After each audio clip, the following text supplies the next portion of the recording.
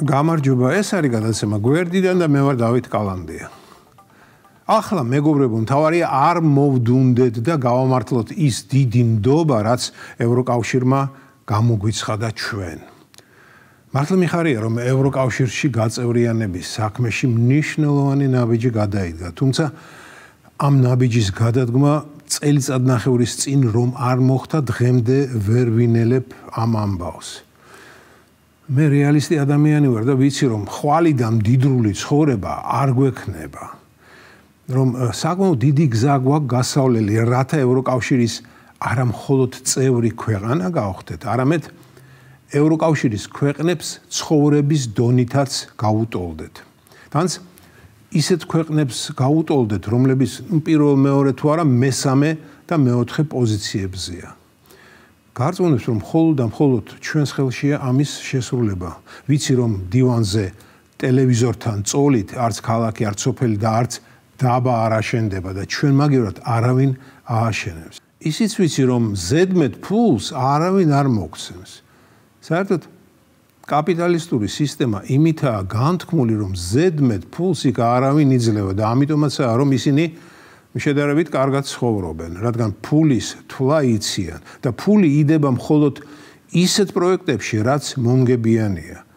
ამიტომ საქართველო უნდა გახდეს ევროკავშირის ქვეყნებისთვის მომგებიანი პროექტი.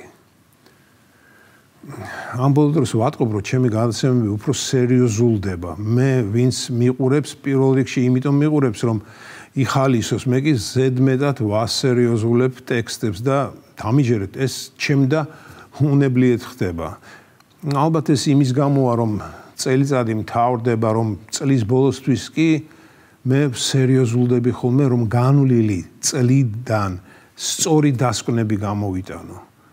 იმედია ახალი წლიდან უფრო მსუბუქად ვიქნები და მეტი საბაბის მექნება სილაღისა და ხიარულებისთვის.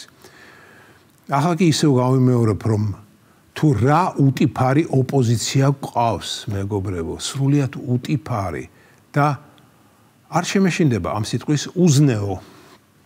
დიახ, როგორც ისინი თავის ამომრჩეველს ექცევიან, რა სიბრიყვეებითა და ტყუილით ყვებავენ, ეს მხოლოდ და მხოლოდ უზნეო და უტიფარ ადამიანს თუ შეუძლია.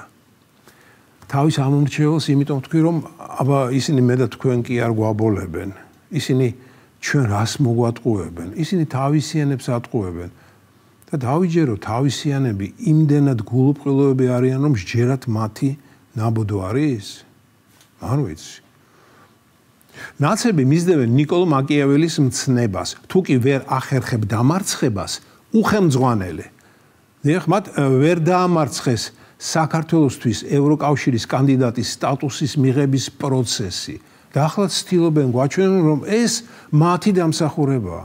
დიახ, მათი დამსახურებაა, რომ სტატუსი მოგვანიჭეს. ხომ ხედავთ, რა ტაშფანდური აქვთ ატეხილი და ყველა კუთხიდან და კუნჭულიდან მათი ვითომ გახარებული სახეები მოსჩანონ. ვითომ იმით გახარებულები, რომ სტატუსი მოგვანიჭეს და რაც თავარია, ისე ლაპარაკობენ, თითქოს ქართული ოცნების ჯინაზე ევროკავშირს მიანიჭებინეს კანდიდატის სტატუსი. ოცნებას არ უნდოდა, მაგრამ ნაცებმა თავისი გაიტანეს და სტატუსიც ჩვენია. აი ის რომ ყავთ PSP-ს კახა ოქრიაშვილი, ჰაბიტუსით მდიდარ ხაბეიშვილს რომ გავს. ხომ გაიგეთ რა თქვა? საუკეთესო გზა კანდიდატობიდან წევრობამდე თურმე ყოფილა 2024 წლის არჩევნებში რუსული ოცნების ჩამოშორებაო.